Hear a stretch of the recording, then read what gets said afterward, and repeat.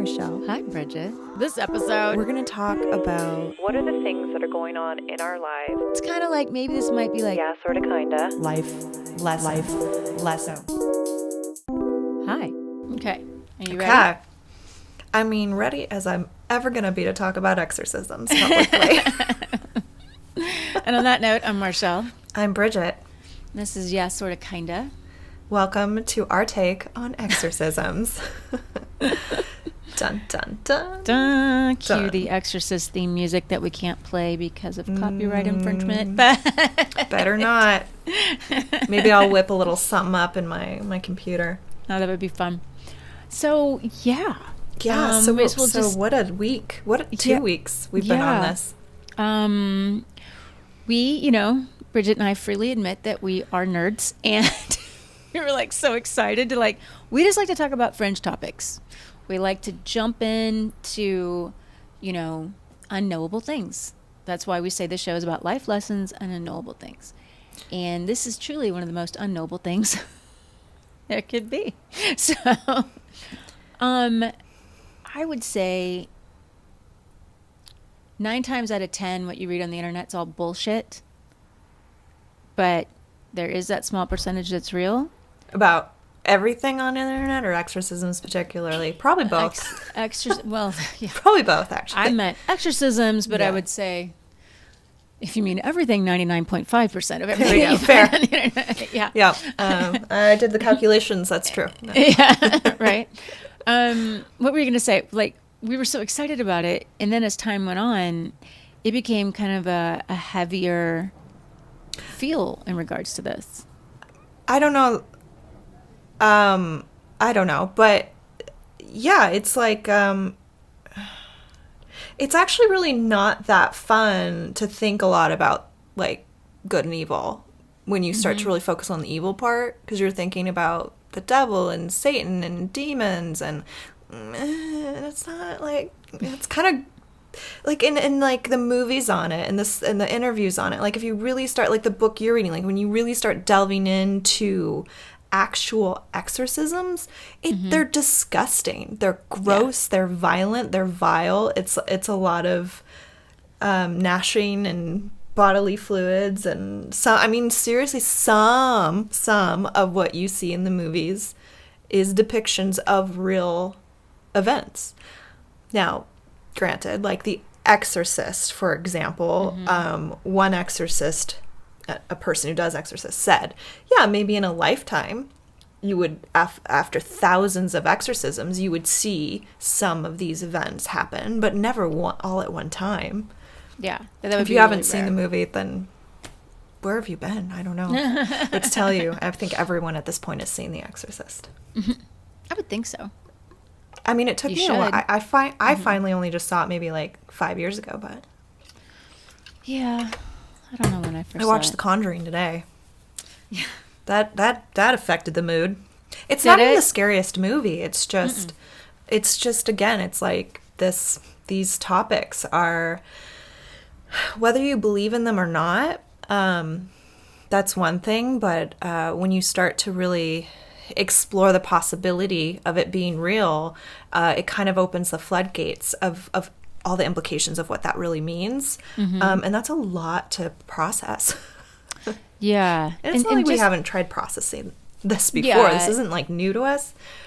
But Yeah, and maybe for those of you who are new, when Bridget and I go into this stuff, these different types of topics, it's like, this is what we found, and this is what we find. Now, some of the stuff we find that we really do believe in, but we're both very, very skeptical yeah. about, we may not sound like it, shadow people, remote viewing, but we do think that there's a lot of bullshit out there, but also we're not afraid to discuss topics like this. Yeah. We never used to be public about it, because Marshelle and I go way back when it comes to talking about this stuff. So maybe in that regard, it could seem like we've been afraid in the past. But yeah, we don't want to be thought of as crazy or weird or whatever. But at this those little point, things. Right?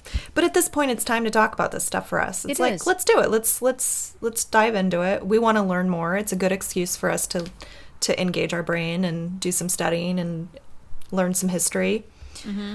I mean, maybe this won't be for everybody, this episode, but if you do want to bear with us, we're not going to, I don't think we're going to scare you. No. Might creep you out a little bit, but for the most part, I think this will be a pretty manageable conversation. Yeah. About good and evil and demons and the devil. Like, you're fine. Yeah. Hey. It's no big deal. It's all right. It's all good. You know, it's just the devil. It's evil. You know.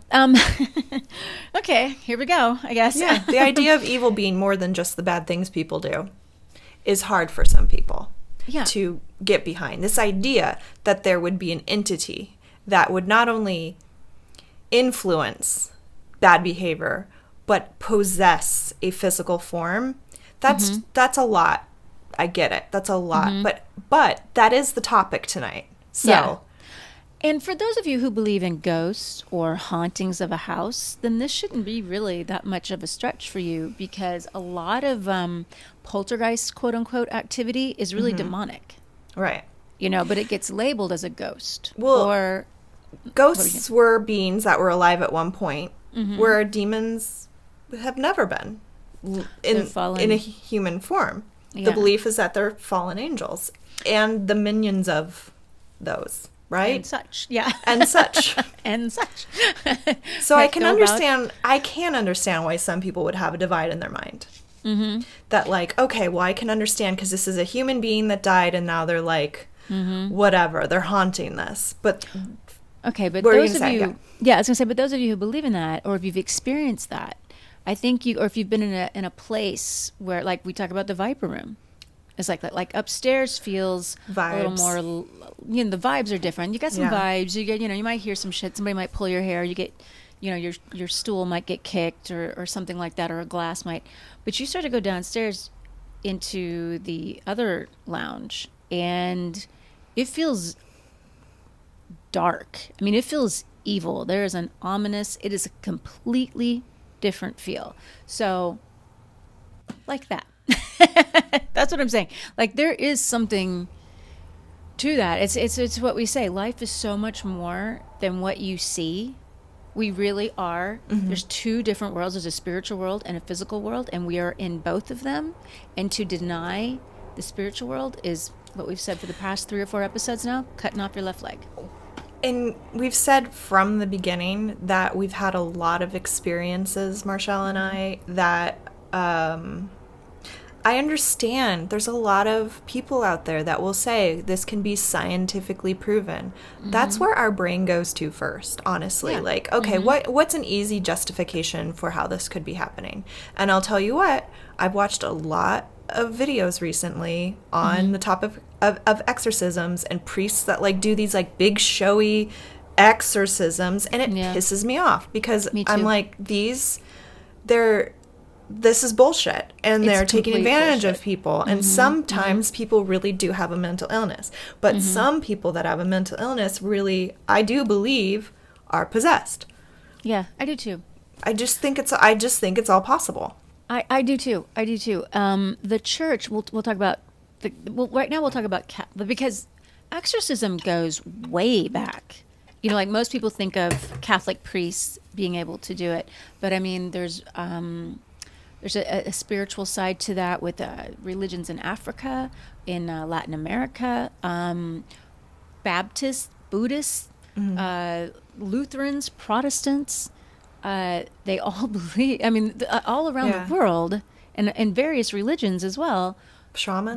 Shamans do believe in the darker spirits can inhabit, or they can inhabit a place, or they can haunt. Or a street, or like a building, or a room, or there's different types. They can haunt, right? It's not that I don't think it's an infestation for a building, or for you know, it could even be an animal too. I was reading. I remember reading this thing about. I'm sure it was. I don't know what it was from. Maybe it was biblical, about like something being cast out of a human and it begging not to be sent to hell, but begging to be sent into the pigs instead because it just didn't want to go back to that suffering. And then the swine went leaping off the cliff. That was Jesus casting out. It's a Bible thing. It was the Bible. Yeah. Bible. But we heard people talking about it. That's where, like, modern day, people did, okay, I think they were a little too, I think the church was a little too whatever about it at times, but they changed, like in the 60s, they changed their viewpoint on it, and they wanted to be more modern because it was the 60s. It was hippies and peace, love, and, you know, puppies and rainbows and all that kind of stuff. And they didn't want to have to answer, I think, to anyone else. And I'm looking also at my notes, by the way, if okay, I'm also, listening. Also, the church, religion, I think, Bridget and I say this all the time, we think that it's kind of twisted what God meant, or the higher power, whatever you want to call it. We refer to it as God, but we, you know, universe, it's all the same thing. Okay? So before we shut you off, because people hear God and they're like, oh, I can't. You can talk about demons, can't talk about God. So you know, let's just get that out of the way. It's all the same thing, is what we're saying. Yeah, from 62 to 65, there was the Vatican II, and they went through, like, and restructured a lot of the way the Catholic Church was being conducted. There's also, I'm not going to go too far into this because I don't have tons on it, but there's this thing called the Third Secret of Fatima that apparently was going to come out in the 60s and didn't because the Second Vatican Council, these like groups of people got together and, well, groups of people. If I was Catholic, I'd be able to call them by their proper titles, bishops, etc. Bishops and cardinals and priests. Yeah, but during the time of John the 23rd, and I believe he said about the he did not want the Third Secret of Fatima to be a part of his he said, this is not for my pontificate. So I also get the sense that in addition to this change with this council, there seems to be something that was suppressed all around the same time. And that's always seems so interesting to me. And it does tie into exorcisms because they just haven't been, I feel like the Catholic Church is kind of like a resurgence right now, right? But there was a period of time where there just wasn't. I was going to say they stopped teaching it. Right. And there was a shift in how they were teaching even about Jesus Christ. They were making it sound like it was literary license. So his casting out of demons, and if they characterize those accounts as false and as a literary license, then actual victims who perhaps are experiencing demonic activity are left with no hope. So, and that's another thing too, is they're saying, we're also now this is coming from Hostage to the Devil, written by Malachi Martin, who was an exorcist. He was high up in the Jesuit. Yeah, he's a Jesuit. At first, and then left. At first. And then he left but he stayed a priest, but he thought power was corrupting the Vatican. And he disagreed with the changes they wanted to make, and he thought it was a detriment to humanity, basically. You know, that it was dangerous to not teach like that. Because if you're just focusing on love instead of the other aspect of it, then you're taking away. So we're raised more and more now in an atmosphere where moral criticism is not merely out of fashion, but it's prohibited. So modern man, then, they swim with, and the children of our age now, they swim with little help in a veritable sea of pornography. He says not merely sexual pornography, but the pornography of unmitigated self-interest. Meaning this, and if he wrote that in the 90s. If he were alive now, he'd be like, oh my God. It seemed like it took people away from caring about other people. They became so infatuated with themselves, right? I mean, I would certainly say you see that today. There's a lot of us in them. There was something I was thinking about yesterday. I don't remember what I was doing, but I had this phrase just leap into my brain, and it kind of has to do with this tendency we have. Okay, here it is. We have just as much of a responsibility to surveil our propensity to be offended as we do to our being offensive. Okay, so sometimes really flowery phrases come into my brain. But what that means is, right now we're focused so much on all the things that that is offensive to us, right? And so we're pointing the finger at that's offensive and that's offensive and that's offensive. But it's just as important to monitor our tendency to be offended. It's honestly, it's two sides of the same coin. If it's causing a separateness, whether in religion or politics, and it's creating this us and them separateness, then it's two sides of the same. It's a double-edged sword. It needs to be examined. It's ego. I'm amazed I found that so fast. I was not intending on sharing that, but yeah, it's rampant now, and I'm sure it's always been a part of the human experience. But I think you're saying that because of some of these changes that, well, I don't. Just so people aren't misunderstanding, you're not saying because there was a lack of fire and brimstone, therefore people ceased to be afraid and became, all about themselves. Like, I feel like there could be a little bit more. I would love to hear you expound a little bit more on that aspect of it. Well, I'm also quoting. Yeah. But what my interpretation of that is that,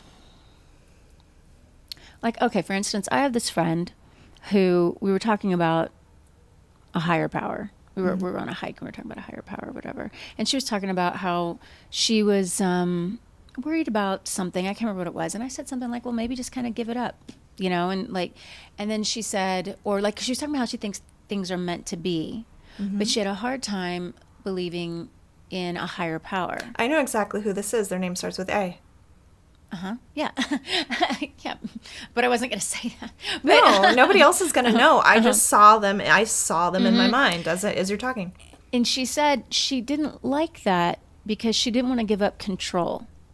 She didn't like the idea of having to answer for behavior or for, and I think that's what they mean by that. When I was listening to one of these interviews with Father Martin, this lady called in who was a Baptist, and her husband was a preacher, and they were saying they felt like because people only focus on love, which is good, but they're overemphasizing that, acting like there's no repercussions, like it's all good, that somehow it started to lead into this I believe.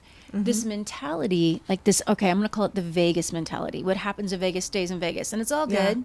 That's all normal. Right. That's not.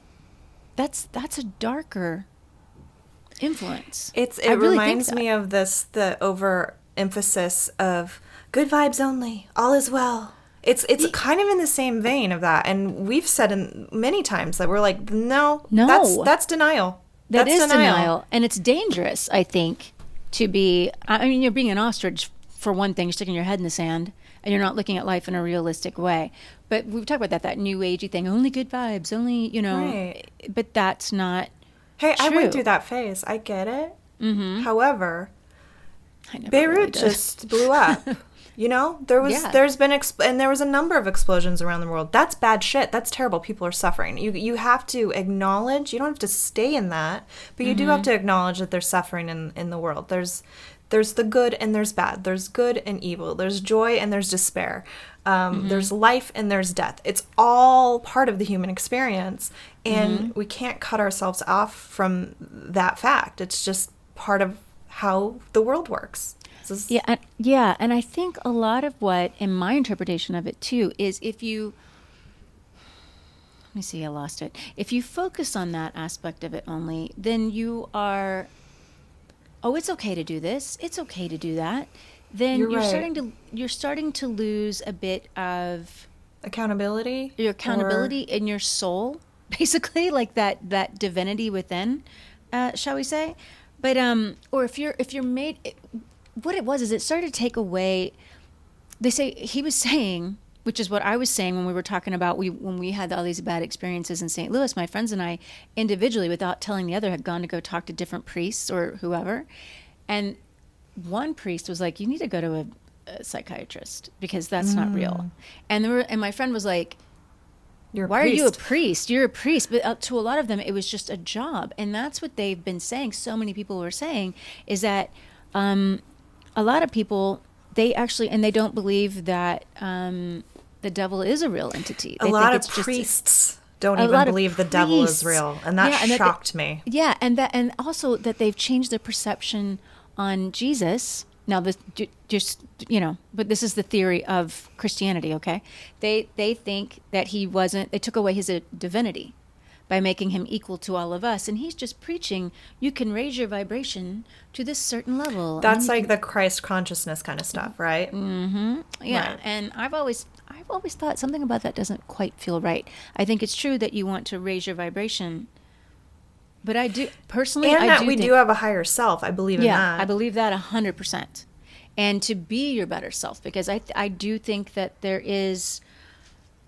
This is something that he said, and I'll go back. I just want to say, there's different interpretations of what Christ consciousness means, and there is a specific vein that we're addressing. Yeah, we're addressing where you take the divinity out of Christ. And this goes along with what we're saying about why exorcism, because possession seems to be on the rise. We'll start getting into that in just a second. We're just kind of preempting all of this like this. We're like, this is what we discovered. Okay, this is from Hostage to the Devil. Fascinating book, by the way.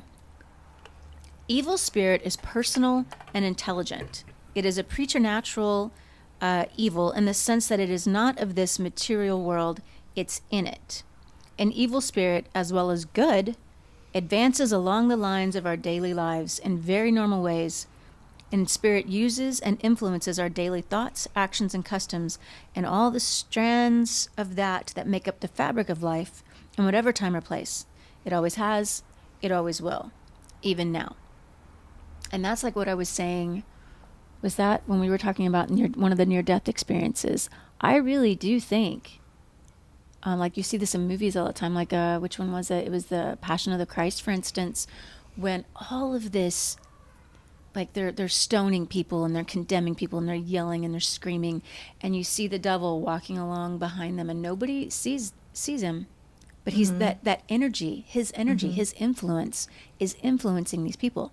I do believe that, and that's what do you say? I was going to say, and even if you listener or watcher, having trouble seeing the devil or Satan as a real entity, at the very least, you are aware of evil as a construct that's actionable in our world today. You don't have to have encountered a serial killer to know what it feels like to be in the presence of evil, because we see it all around us.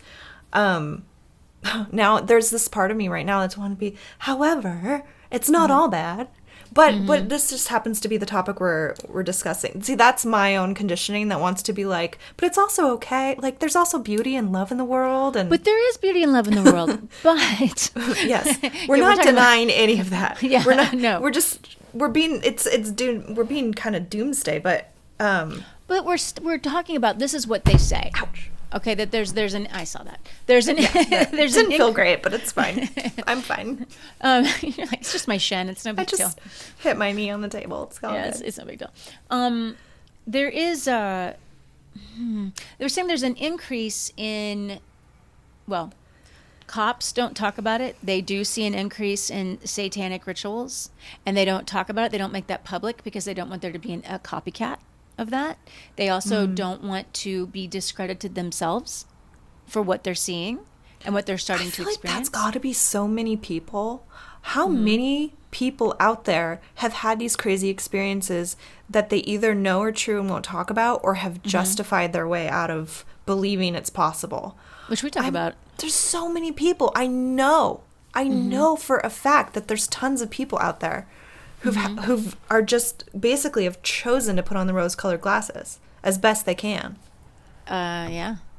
Because you don't want to be condemned to. Well, when we were doing the remote viewing, they had said they started looking. Some of those people had said that they started looking into trying to see certain people, but in particular, they wanted to know if evil really did come from an entity or if it was just this mass sort of consciousness that it's man, basically. I feel like this had something to do with the Antichrist, right? No, this is about Satan. But what I was going to say, though, was the reason this one, I think it was Ed Dames, he wanted to start looking into that was because there was this uprise. It was more on the rise, rather, of children killing children. And that, to him, seemed like an intelligence. Like an intelligent... Like a manipulation. Like a manipulation. Mm-hmm. You know, like where would a 6-year-old get this idea? Right. You know? And that's where he started to go down this rabbit hole. And that's what... this is a side note. You and I have been noticing every single one of these topics are all we're coming to a lot of the same conclusions. Remote viewing, hypnosis, even with the subconscious, near-death experiences. What else have we done? Shadow people... Exorcism. Well, and since you brought it up, I feel it's important to say that in the exorcism research, the topic of remote viewing got brought up, and I think a different light was shown on it than what we were really finding in our research and our focus on and our intrigue about it, where in the view of many, it's just as much of a portal as anything else. So I was like, oh, wow, okay, what does this mean? Do we have to retract what we said? How much do I take stock into this? But I'm just saying, I'm bringing that up to say, it's crazy how much all of this stuff connects and how it all kind of bleeds into each other, and how the landscape of this unknowable things world is, not that it's constantly changing, because there are truths to it, I think, that are just core. But on the fringes of these topics, you have to have an open mind that it's some aspects you have to be willing to say, okay, I had this wrong. There's more to this. Or, oh, it's simpler than I thought it was. Or, oh my gosh, it's not like that at all. Like, you have to be open-minded enough to... But also to see the common thread that weaves among them, which I find fascinating. Me, personally, I wouldn't...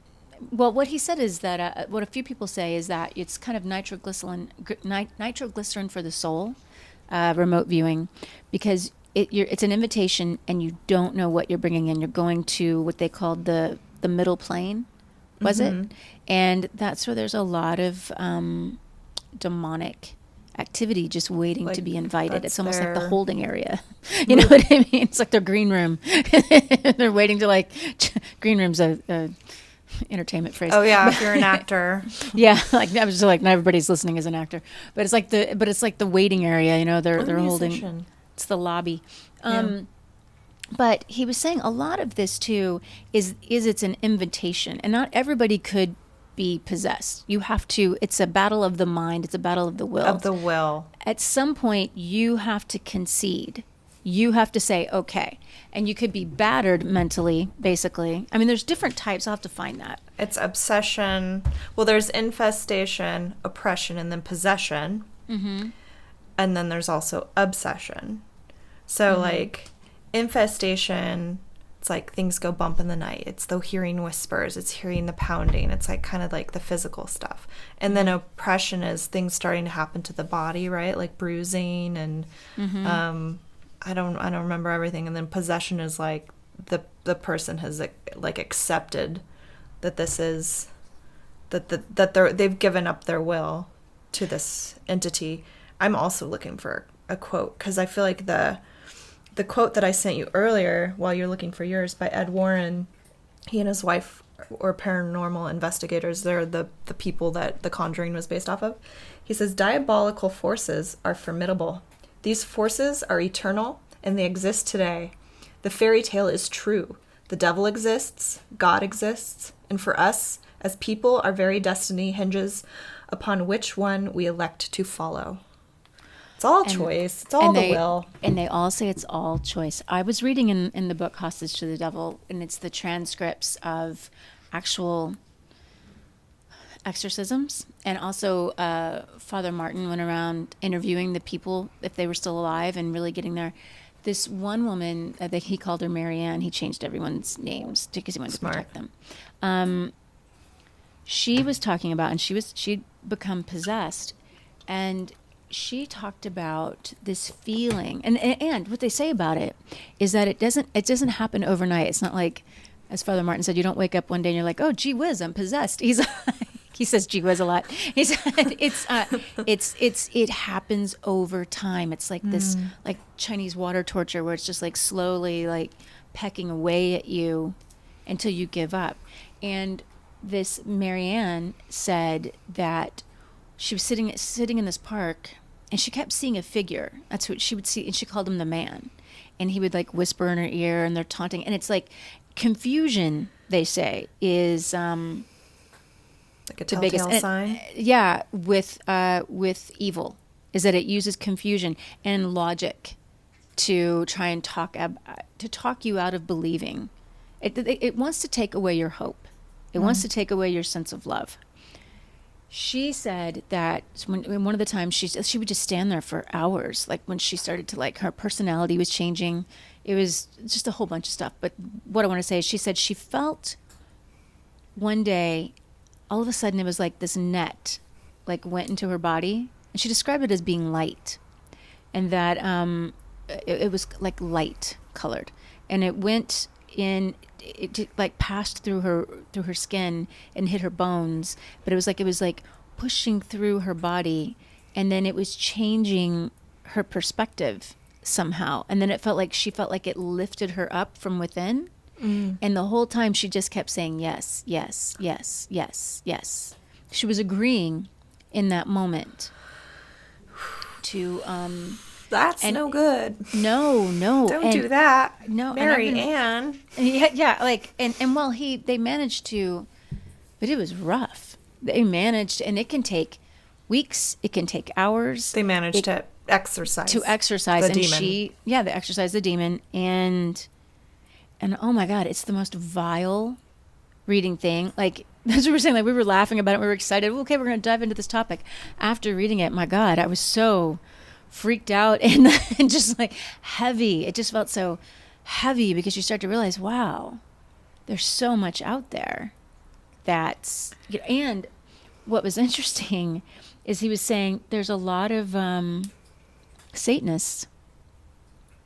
True fact. And I told you guys, I ran into some of these people in St. Louis, all over the United States. Let me find this. That there are some of this part is what's, to me, super creepy. Super creepy. And Luciferian, they completely call them Luciferian cults. Yeah, there's like entire families that generationally came over. I don't know what you're going to get into, but I feel like it's going to go into this a little bit. Oh, right? Yeah, but like it started. It's a lot of it's in America, and a lot of some of these people. So some of these conspiracy theory things, like about Illuminati, and I mean, I don't know if it really is, but it's real. That there's really, that he would get calls from people that were the children of these people, have been going on for generations, and they were raised, and these would be normal people. People. I feel like a key word in this is called the perfect possession. Oh, for some of these people, yeah. I wasn't going there, but yes.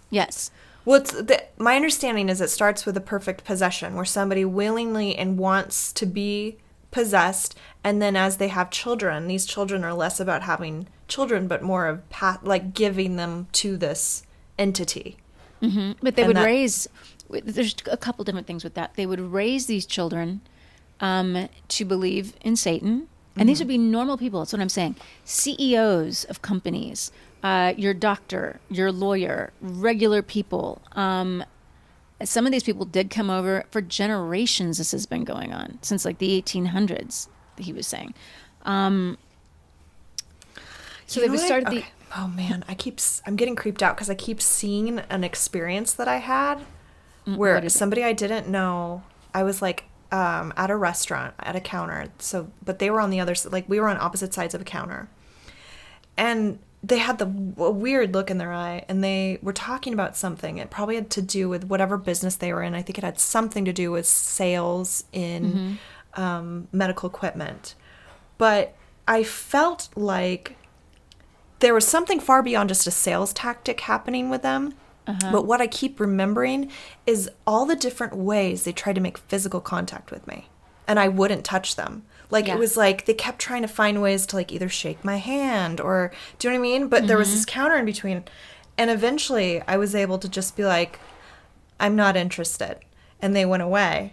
But for whatever reason, that's jumping into my mind as you're saying, these are types of people that you would see like in everyday life and you wouldn't think it because they have like normal jobs. They take their kids to kindergarten, you know, they're in the PTA. Like, and that guy could have been a freaking Satanist for all I know. I don't know. You know, we'll get back to perfect possession in a second. He said, because there's something I wanted to say about that. He said, so these kids, they start off at like the age of 2, learning the ceremonies. And there's, hold on, I'm going to side note, but it's the same thing. There's like 8,000 Satanist covens, over 8,000 Satanist covens in the United States. This is true. Throughout the 50 states of the Union, something like over 8,000 Satanist covens. We know that in any major American city or large town, a black mass, almost always organized by covens, is available on a weekly basis at least, and at several locations. And yeah, they can be politicians, clergy, religious people. It's called Black Mass. Black Mass is... Meaning like dark, like an evil mass? It's an evil... It's like the evil version of like a Catholic mass? Of a Catholic mass. Whoa. Mm-hmm. Also, and this book was in the 90s? This preface was written in the 90s. He wrote this in the 70s. The 8,000 then. Yeah, I was going to say, there's got to be way more now. And or he said that maybe way less. Doubt it. That was me crossing my fingers. This is from the book again. Hard admissible evidence concerning human sacrifice as an element in the satanic rituals is limited by the fact that disposal of human remains, this freaked me out, has been developed into one of the dark art forms within Satanist circles through use of portable incinerators and crematoria, rather. And because there are no birth or baptismal records, no records exist of the intended victim infants. Nevertheless, we have enormous amounts of anecdotal evidence indicating that some thousands of infants and children are intentionally conceived and born to serve as victims in a satanic sacrificial rite. I feel like that we should have started that with a trigger warning. Yeah, that's a lot. Well, I mean, it's it's a whole nother level for people when you start talking about kids and babies. These people. But that's the thing is it's this dark. That's how dark this all is. That's what started to like freak us out, and the heaviness of it. Just make it heavy and make it like, wow, this is. Not that we ever thought, like, oh, exorcisms is going to be fun. It's going to be fun. We thought interesting, right? Yeah. Mm-hmm. And we're giving ourselves permission to focus our energies and our brain power onto a topic. And we enjoy the research. But yeah, when you start to really delve into all the implications, as I was saying earlier, it's like, it's really gross. And he was saying there's rings and that there's hidden rings, around the world that work together in Canada and here in particular. And then, so it is a lot of like what's happening modern day right now with, what's that guy's name? Like when they're talking about all these sex rings and stuff like that. He's like, some of that Epstein? Yeah, Epstein. Some of that's tied to it. Like that kind of a thing is tied into it. Child abuse, look into that a little bit. He's like a lot of people that are abusing their children. It's not that they're satanic, but some of it is. He was just saying, like, it's just so prevalent. The reason why you have to talk about this stuff when you talk about possession is because of the will. It all kind of ties in because, like, Malachi Martin, sorry, his name is pronounced 2 different ways. 2 different ways, And so we were on the Malachi camp, and then we heard some interviews where people were calling him Malachi, and then we heard an interview with him introducing himself as Malachi, so now we're trying to go back to Malachi. Anyway. It's not working. Yeah. But he was saying, and I lost my train of thought. Dang it. Oh. It's okay. It's okay. Oh, the reason we're talking about the satanic stuff is that he said a lot of the people that come to him, the possession, is perfect possession. Because, but it's familial. It goes from generation to generation to generation. Or even if the kid isn't raised in it, the mother will pass this on somehow. Because she's pregnant. Or intentionally. She She will give the child to whatever entity. They will give, and so the children, they grow up and they want to get rid of it. And he said it takes a really long time. But this is a real thing. And I do believe this. And it freaks me out a little bit. Well, because I ran into some people in St. Louis that were all about that. and I'd heard that one of the guys had done sacrifices, and that's why I was like, I want nothing to do with you people. But I mean, and everything that's going on right now, and people make fun of that, but a lot of Hollywood back in the day, and people make fun of you for believing in evil, for believing in the devil, for believing in God. People make fun of you for that, and they say that that's actually part of the devil's game, is to make you not believe, because then it's like the perfect camouflage for him. Right? Yeah. I was feeling slightly nauseated because of, for a minute, so I was just kind of like, breathe. But something to say, though, about that is, like, Pope Francis, the current pope, he's now brought exorcism back into the way they're teaching, to train clergy. And not a lot of them. There was only like 250 people a couple of years ago at this thing. There's also there's a documentary on Netflix called Hostage to the Devil that's actually pretty good, and it's based off.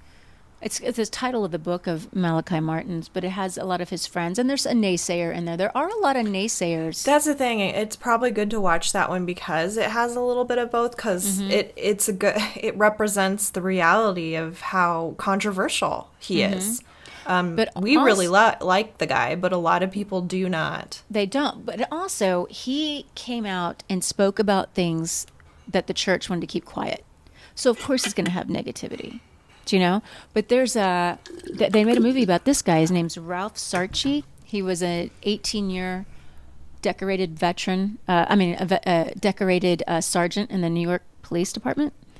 And he's a demonologist, and he was friends with Malachi Martin. And they made a movie called with Eric Bana called what's it called? I don't know that one. Hear No Evil. I'll have to I got to find the name of it. While you're looking for that, I also think some of why... So Malachi left the Jesuits and he was dispensed of 2 of his 3 vows. Mm-hmm. He kept the vow of chastity. But I think, for one, people like balk at that a little bit. Like, oh, okay, well, Sure. So is he still a father? Like, how is he practicing? There's accusations. If you watch the documentary, you'll see of him having an affair with a woman named Sue, who was married to this guy, Mike...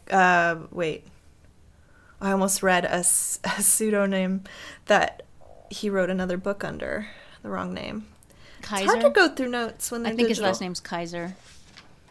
Yes. Yes, Robert Blair Kaiser. So that really pisses a lot of people off. I feel like they're throwing the baby out with the bathwater, whether that's true or not, that this affair took place. That doesn't discredit that this... And I've never heard him admit about having an affair, but he'll certainly admit he's not perfect. Yeah. And none of us are. If later on, if he did fall in love with somebody, he was in his 70s. You know what I mean? Right. But I mean, that doesn't take away from the fact that he did a lot of good. And that what he's saying is true. So in the last year and a half, I feel like he really started, people perked up a bit about listening to what this guy had to say, Malachi, because of all of the things that he was revealing about the church, about pedophilia and about homosexuality and these sects of people that would like hide the truth of what's happening and protect each other. And so once that started becoming public, all this stuff that had been hidden, people were like, oh, okay, so maybe what he's saying is true. And there was this... the third secret of Fatima, he supposedly overheard in the, I think it had to have been the late 50s when it was sent from Portugal. And anyway, did you find what you're looking for? No, I was listening to you. I was trying to help. I was trying to cover. I did. Well, I was going to talk about exorcisms itself a little bit, that it's a confrontation. They're saying, and it's a highly personal, and that like, but Ralph Sarchie, like you watch him. I'll jump back to that. Please. In a second. That's what I was saying about the movie. You watch Ralph Sarchie, and they made a movie about him. But Eric Bana plays his character. I can't think of the name of it. Something like Hear No Evil, something like that. You listen to that guy. He is so no bullshit. Like you completely believe him, and he believes in Malachi Martin. And if you listen to Malachi, If you just listen to him, like you listen to the interviews, there's just a truth. Even my husband overheard some of these, and he's like, wow, I like him. Yeah, like you he's believe very him. sincere. He's very humble. Yes. So it's fascinating to me when people criticize his intentions in starting to speak about exorcisms as though he started to speak about exorcisms only because the movie The Exorcist came out, and so it was motivated by him just wanting to be talking about a popular topic. What if The Exorcist, the movie, paved the way in the minds of the masses of people to be able to even talk about exorcisms? Do you know what I mean? Like, isn't it also possible that it kind of paved the way for him to be able to, and people are going to be seeking out this information more, and so I don't know, to me it just seems the criticisms seemed a little harsh in my they did, and opinion. I think it's because he did dare to speak out about things and to be honest and say, I think the people need to know. That's where he came from. But it's you know, but it's a really good documentary. Ralph Sarchie, trying to see. I don't have a name on this one, otherwise I'd help you out here. I just don't know what Now, documentary that one is. Here's something that's interesting about it. So like Eric Bana, Olivia Munn was in it, and I think she's playing Eric Bana's wife.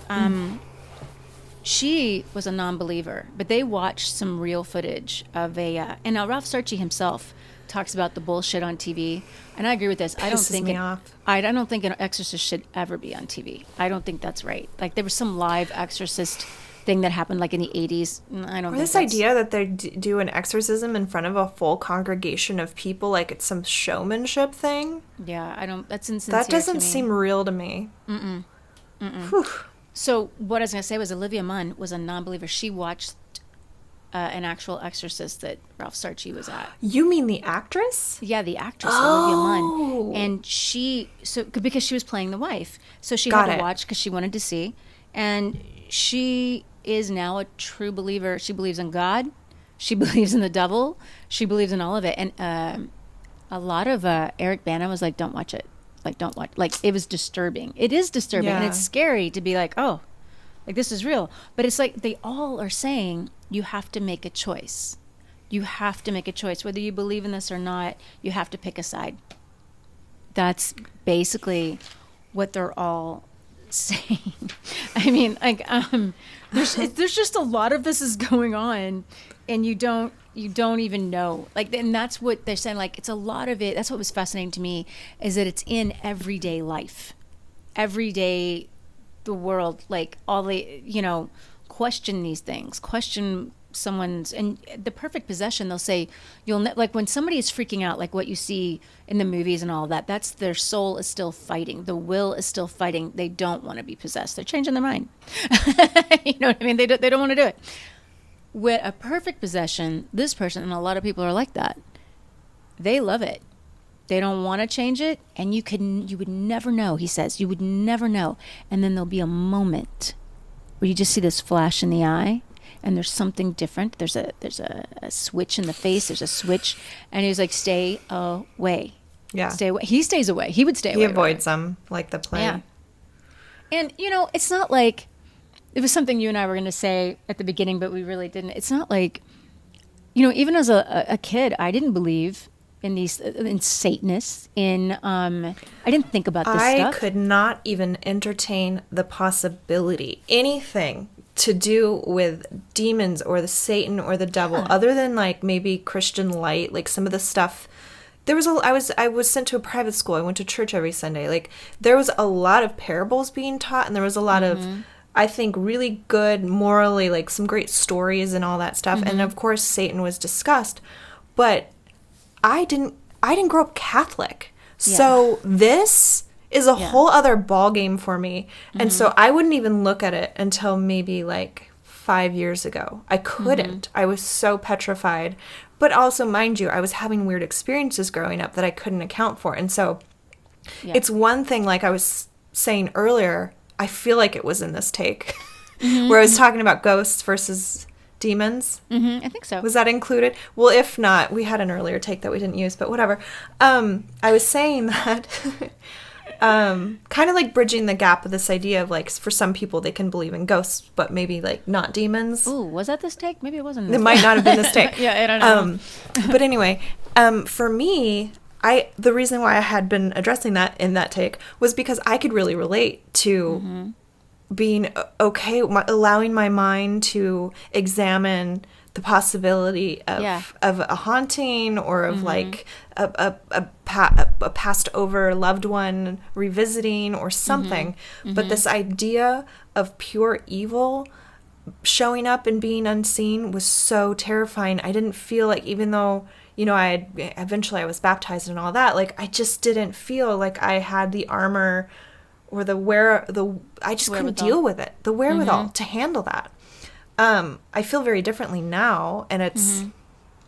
I think knowledge is power. Knowledge is power, and I would never be able to retrace all the steps that got me to here for anybody, because it was like lots of time passed from there to there and lots of personal reflection. But the point being, one, I get it. I get why you might not want to like consider these things. Two, that used to be me. And three, I can look at it now. And I don't like it, but I think that's it. I was just going to say, like, as a kid, I didn't believe in, I never thought about this stuff. And I would say, like, I could maybe say I didn't really believe in it. I just didn't think about it. You know what I mean? I mean, so maybe I didn't really believe until I started to have experiences. I mean, I knew, I saw things as a kid, and I knew that was real. And I remember thinking certain areas felt really bad to me, so I knew not to go there. I trusted that instinct. I always had that built into me. Doesn't mean I didn't try it as I got older. But, you know, I mean, I still attempted it a little bit. But then things just started to happen to where I had to accept, okay, there is evil in the world. And so it's through experience that I started to, I mean, I've never dealt with any possessed person. I think I might have seen a perfect possession, because I have seen something flash in someone's eyes before. I was like, whoa, what the hell? Like, it freaked me out, and I got the hell away, I can say that. But, I mean, it was definitely like, and that's what they were saying about it. The lady, and in the book, they were saying you can feel that there's something else in you. It's not like they're taking over your thoughts or whatever. You are a little bit on autopilot, but you feel like it's like you have a roommate inside of you. And I was like, wow, that's yeah, like you're like a passenger in a car, maybe a little bit, like, you know, yeah, where like going. maybe else. Yeah, has a steering wheel. Yeah, and what they would say about this is there's all these different stages with exorcism. There's there's commonalities of the smell, the change in personality, the temperature will change. Will you go over the steps of an exorcism with us? I know you wrote those down. I could find them if I need to. I know for a priest or an exorcist, when they're going through it, there's the presence, there's pretense, there's the break point, there's the voice, the clash, and then the expulsion. And I have the same list, yes. And I know that a lot of it's in the mind. I know that a lot of it, but like meaning like it can't, like if you had a camera rolling, nobody else would see it. It's the experience of some of it is, but then but they say like they have to clear out the room completely. Nails will come pulling out of the wood. They try to clear everything out. The doors are always banging open and shut, open and shut, open and shut. Things do go flying around. A mattress does start to vibrate. Some people have levitated. It depends on the level of intelligence and power of whatever the entity is. Whatever the entity is. And wow, what else? Well, I mean, did you want to... We talked about kind of really going into exorcisms. Should we elaborate on those steps at all? Yeah, I'm trying to find them. Oh, I have them right here. Okay, go ahead. So the presence, and maybe you can help me elaborate on him. So this says, the exorcist and his assistants become aware of an alien feeling or entity. So they'll frequently talk about the hate, that there's the feeling of being so absolutely hated and despised. Yes, please. Wait, I want to say before we do this, they have to go through. They don't just do these exorcisms willy-nilly. You have to have, they prefer... Oh yeah, let's back it up even further. Yeah, how does a person who is suspected of being either possessed or maybe having a mental illness of some kind, how do they decide if they're even going to treat this person? They have a medical person go through and see if there's any sort of a physical malady Doctor. that this could be. A doctor, medical. They have a psychiatrist, and they prefer one who is possibly an atheist, because then they have no bias whatsoever. They're totally skeptical. And they're completely skeptics, and I'll have two of them, and they go through this whole, testing and all of this. Then they have, and then if they pass that, then they have to go through the testing of the church. And when she says pass it, she means if they cannot find something that's logically wrong with this person, that they can say, okay, hey, I believe that this is their psychiatric issue. If they pass that, then they go to the church. Because they need permission. If there's not an answer, exorcists need permission. Yeah. By and large. I guess there's some that operate now that don't, but... Well, a lot of bishops don't want to know. I guess they have to get the permission from the bishop. Well, I'm thinking of like a couple people. There's a couple like rogue exorcists out there that probably are actually able to do it, but haven't gone through the Catholic Church or something. Maybe they're like a different belief. Okay, so what you were saying. Next would be pretense. Wait, 1 second. Sorry, we were jumping into the steps. The presence. You were saying the presence, though. They say that within 20 minutes, everyone in that room knows if it's a real exorcist. Like if there's a real possession going on. There's just this alien intelligence. There's this. You can't. They say there's no words for it. Alien meaning otherworldly. I don't want you to think we're saying. Yeah, they don't mean aliens. No, they don't mean aliens. They mean demonic. But they did call it meaning non-human. Foreign. Yeah. It's a different intelligence. It's an entity. It's and it hates you. Hates you. Mm-hmm. Should I move on or no? Yeah. Okay, so 2, pretense. Attempts by the evil spirit to appear and act as the victim, to be seen as one and the same person. The exorcist's first job is to break this pretense and find out who the demon really is. Naming the demon is the most important first step. Side note, one thing I kept hearing is you never cue the cat feeder.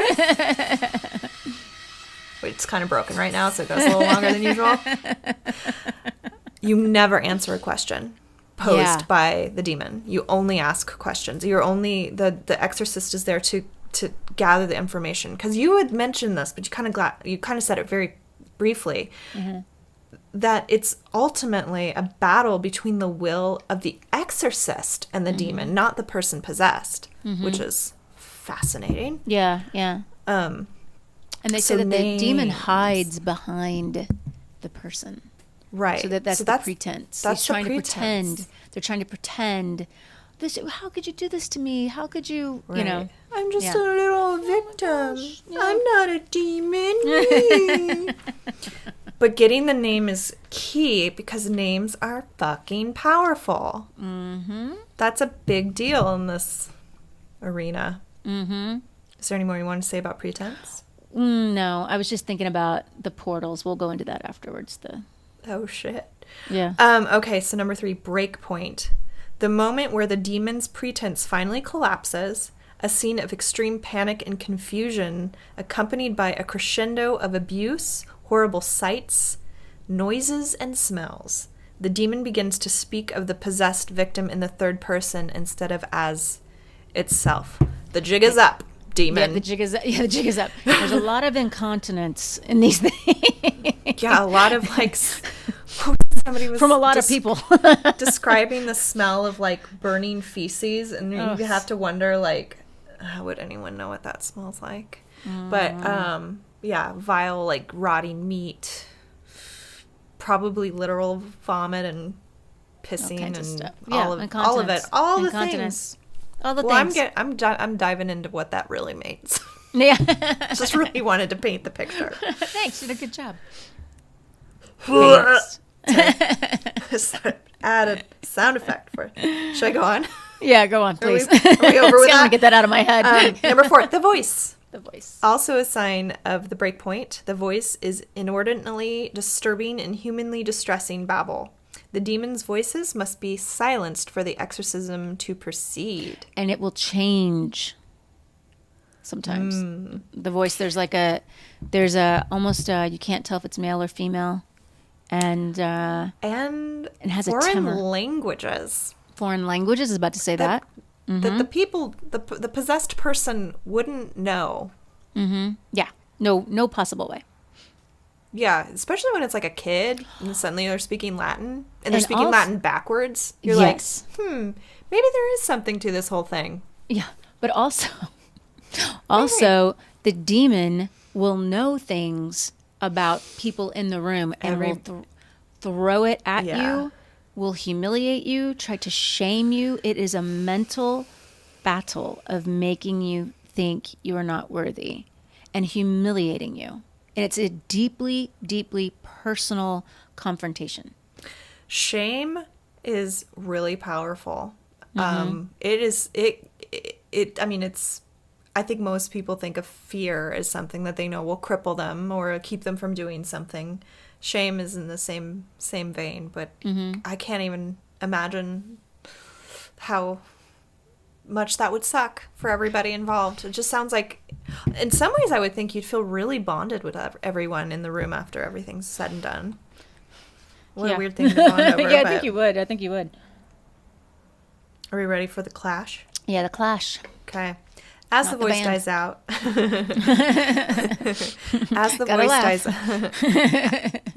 the voice dies out, there is a tremendous pressure, both spiritual and physical. The demon has collided with the will of the kingdom. The exorcist, locked in battle with the demon, urges the entity to reveal more information about itself as the exorcist's holy will begin to dominate. As mentioned above, there is a direct link between the entity and place, as each spirit wants a place to be. For such spirits, habitation of a living victim is preferable to hell. I get it. I get why you might not want to be in hell. There's also, I don't know why anybody would be like, I want to go there. There's also, let's go. There's also, that's when at some point there will also be like attacks. Like there will be scratches or welts will come through the body. This is all real. During the clash. Yeah, I think it's during the clash. There's also I haven't finished reading the book, but one of the cases I'm reading right now, the priest is being slashed by like talons, and there's nothing in there, but people are seeing him being cut. And this priest actually did die. And there's a toll. There's a tremendous emotional, physical, and spiritual toll. Like it takes years. It takes something out of you. They say every one of them say this. A little bit of you dies. Exorcist. Yeah, the exorcist themselves say because they're giving something of themselves. They're sacrificing themselves to save this person, and that a little bit of them dies when they do this. Someone used the analogy of like the unconditional love a parent gives to a child. Like you give that without asking for anything back, and you lose a little something that you never do get back. Yeah, that's all I got. Crap, there was one other thing. Oh wow. Oh wait. Well, yes. I was gonna say. Since one more thing, this is from the movie The Exorcist. The case was actually based off a boy. Yeah. That happened in Maryland. It began in Maryland. He was 12 or 13, and then he moved to St. Louis. In the 40s, moved to St. Louis. 1949, yeah. And the mattress would shake during this when they would be, yelling, and the power of Christ compels you, basically. When they were trying to, they were doing the Blessed Sacrament. He would start to get the word "hello" was printed on his chest and his thigh. It started to come scratched out. The priest or of the kid? No, on the boy, on the kid. Whoa. The word "hello" when they were reading the sacrament to the boy, the scratchings, because now either the priest or the person themselves will be scratched and attacked, or the clothes will be ripped, or things like this will happen. In this case, it was the boy. And then lines like slashes. This is the real boy, and they did expel the demon. The kid never remembered a thing. Side note, we'll just say this. Never remembered a thing. Lived to be happy, to get married, to have kids. Actually worked for NASA. Never remembered a thing. Now, other people can remember bits of it, or they might even remember the whole thing. But that's a side note. So, that's the clash. Oh, I remember what I was thinking I would mention. What the priest is armed with. He has holy water, signs of like the cross, and then I guess just probably a book that he reads of from. prayers. Yeah. And In Latin, there's a right? rite. There's an exorcism rite, Something and then that there's he also reads. prayers that will read these prayers. And then next is expulsion. In a supreme triumph of God's will, the spirit leaves in the name of Jesus, and the victim is reclaimed. All present feel the presence dissipating, sometimes with receding noises or voices. The victim may remember the ordeal or may have no idea what has happened. Something Father Martin said in a phone call to one of the interviews I was listening to. This woman called up. She felt like she was possessed, and she was Jewish, and she was saying, could you still be? And he's like, you as long as you don't have to believe that Jesus is your savior, is the savior. You just have to give power to him to send this demon out. Basically, you have to give him authority. You have to acknowledge his authority. Exorcisms aren't limited to a particular spiritual belief. Religion. Yeah. Yeah. For example, in the movie based on the true story of the Warrens, The Conjuring, the family was like, we've never baptized our kids. Like, we don't go to church. We don't, believe. I don't know if they said they don't believe, but because it's pretty hard not to believe if everything that was depicted in that experience was actually happening. It was some crazy shit. Yeah, most people do end up believing after they go through something like that. That's what I read too. Yeah. There are a few movies based on true stories, some of them very loosely based. We've already mentioned The Exorcist and The Conjuring. There's also The Exorcism of Emily Rose. I've never seen that. But I think that being pretty good. Well, and I think what's interesting about the take on that is, my understanding is a lot of the focus is on the trial. The fact that this gal died and... Oh, I forgot that. Yeah, and so yeah. The parents... the priest and I suppose maybe the assistant were convicted. I don't know exactly their charge, but it had everything to do with the fact that she died from starvation and dehydration. Yeah. Yeah. And I then forgot all about that.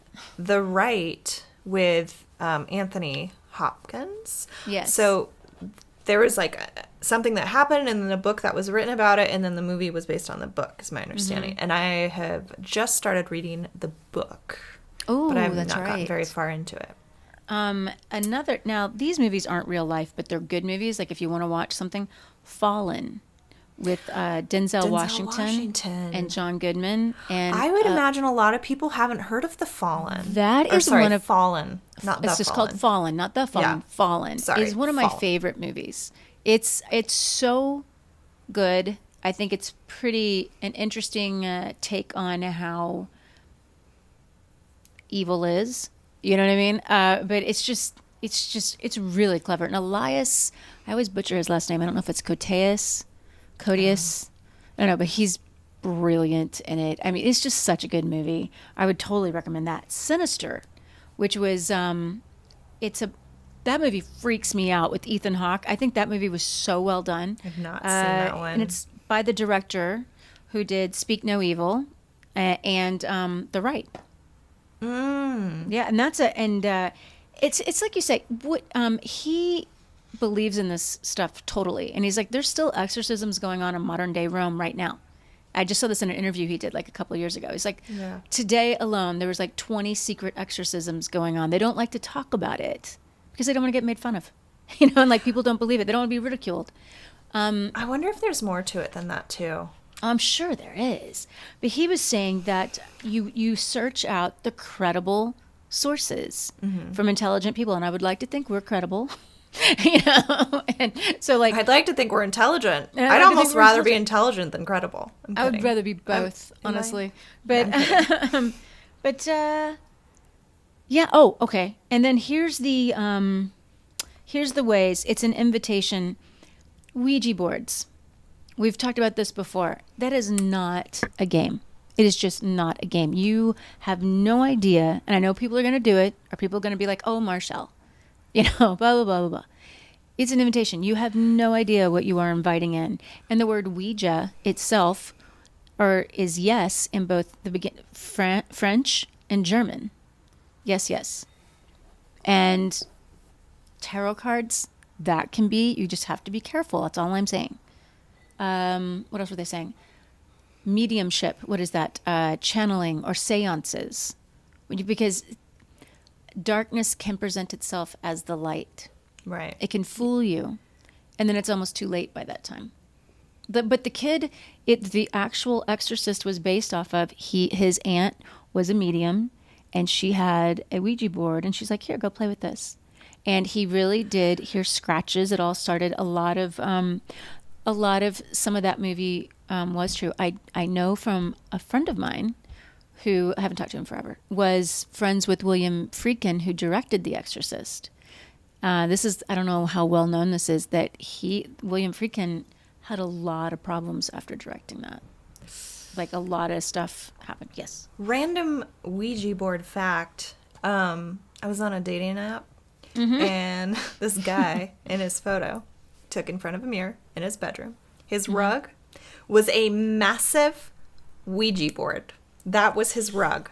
It was a blown up Ouija board. Like, you motherfucker. You're so dumb. You are so dumb, bye. So, it's not like we're like, fanatics or whatever. We're just saying be careful. There's a responsibility to this. Evil is real, I'm y'all. allowed to say that because Yeah. guaranteed people who think about dating me come across this podcast and are like, what? Wait, what did she just say? Yeah. I've been saying for a while, guaranteed. bye-bye acting career. Yeah. Guaranteed. So I can say that because you better believe I've been judged. So yeah. She's had a couple I have a of line, screeches. and my line is no Ouija board rugs. Sorry. Yeah. No. There's a lot out there. It's something that, they say drugs, you're susceptible to demons. I've said that's a very demonic. I think anything that leads people to addiction frequently is something worthy There's of a spirit note. involved. Mm-hmm. Like it could even be disordered eating, or like which could be on disordered eating can cover the gambit of all sorts of ways that may manifest to somebody. I'm not trying to say that just because somebody might have that illness means that they're possessed. No, I'm not trying to say that at all. But I am thinking that certain things that we do that have a negative impact on our body or our soul or whatever, it usually wears on us over time. Like most people probably become addicted to alcohol or drug through a process of experiences. And that I'm just basically trying to say yes, and yes, there's the portal aspect, but like let me ground it for you a little bit to think of it as like the real life aspect. You down, like anything that you're doing in your life that wears you down and is having a negative impact, I think is worthy of like, okay, wait, let me examine this. What all could this mean besides just unhealthy? And also maybe that could help you. Maybe to think about that, to that you're like, oh, it's not just me. Sometimes that's true. Oh, I see what you're saying. It's not just me. Maybe that could help you. Yeah, right. It's not just maybe that could, maybe that to know that, that can be something. The idea of maybe you get like all of a sudden this rush of a mood or a feeling or like a vibe, and you feel really grumpy and you realize, wait, this isn't mine. Like that's something that's helpful. Knowing like sage the room. Yeah, some things sage won't help, but and even some I'm trying to maybe relate it to like an experience where somebody else is around you and you're picking up their vibe as a way to bridge this idea of that other people, if other people's vibe energy can influence you, can you kind of imagine that a non-physical entity vibe could influence you if you're susceptible or maybe not paying attention? And God, do we sound crazy? Maybe we do. I don't know. I don't know if I care at this point. I don't care. I believe evil's real. I do believe that. I think that it's I think it would behoove people to actually start to look at it, perhaps. Don't throw the baby out with the bathwater and be like, oh, you know, maybe we should go back to a little more of a simpler way of looking at things and being cautious and trusting the instincts that you feel around certain people or with choices, and be a good person. And Give a damn about people. Is that what you mean when you say simpler? Is like... Yeah, simpler, and like believing that there is good and there is evil. And you can't... It's a simpler way. Like back in the day, they were saying that was too simple, you know, to believe. I think that it's like true. Where you put your will. Yeah. Like, does it... Yeah. It's choice. You know, that sort of thing. I choose to adjust myself in the chair because I'm uncomfortable. So, you know, I would say that might be... Are we about... Is that it? I think so. We've been talking about this, I think, for almost an hour. I don't know how this turned out. As we do. Yeah. I mean, you know what? I think we jumped around a little bit. I'm okay with that. But I'm totally okay with it. I think if we had someday we will have a producer and people will edit this for us, and they may be like, hey, you know what, girls? Why don't we take this part where you talk about the exorcisms and put it at the beginning or whatever. I don't care, though. At this point, care. This is Bridget and Marshelle. This is a conversation. Yeah. This is how our brains work. Yeah. No bells and whistles. That's Here it. you go. It's a conversation, and you can chime in. You can write us, tell us what you think, or maybe you have experienced some stuff, or maybe, you know, I mean, maybe this isn't for you, but this is just a discussion. We're discussing with coffee and so forth. Now, what I don't want to hear is you guys are crazy and this is stupid and blah, blah, blah. Keep that to yourself. But, but you know what? Look it up yourself. I know it's not for everybody. I get it. I know it's not for everybody. But there is information out there that's compelling. However, like I was saying, a lot of what I found when I was researching pissed me off. I was like, this is bullshit. Yeah, there's a lot of bullshit. I hate that it's out there because it's undermining this very important conversation about good and evil. I think that's the bottom of it, is that there is good and evil. I think that's what. Yeah. I think that's true. You know, Marshall's already done like a seamless transition, which should have led us to an ending. I just, started it up again. And, I'm very aware that I did that, but I just wanted to say that one last thing. That's all. Sometimes we need to have that, like, any final thoughts? But I think I got my final thought out of the way. So I hope so. Yeah. On that note. I think so. On that note. Next week, we're going to have a lighter one. We're going to hopefully have a guest, if that works out. Talking about Deja Vu and synchronicities and what else? Coincidences. Now, that's something I feel like everybody has had experiences of. Whether or not they put any stock into it, I don't know. But we're talking repeat numbers. We're talking about Deja Vu. We're talking those experiences that you have that are like significant to you, where you know that it's, whether it's a message from the universe or it's something that you saw that gave you tremendous peace or clarity, or it was like an answer to prayers, those types of things. If you have any of those that you want to share with us, that might be cool. Yeah. Right. yeahsortakinda@gmail.com. There you go. Thanks for coming back. And like, I want to say, this is my final thought on it. Okay. Remember, these are conversations. You know, we are having conversations about fringe topics, about the things that go bump in the night, the things that you wonder about. Is there good and evil? Is that real? Exorcisms. I mean, this is just, and we can always come back and visit these. You may or may not be able to prove, but you sure as hell can have opinions on. Exactly. So that's what this is. That's the whole point of it. There you go. That doesn't make us crazy for wanting to talk about it. Yeah, we're not crazy. Shut up. You're not crazy. You're crazy. But that's it. That's what I would say. So we'll be back next Wednesday. All right, guys. Love you guys. Mwah. Thanks. Mwah. Bye. Bye.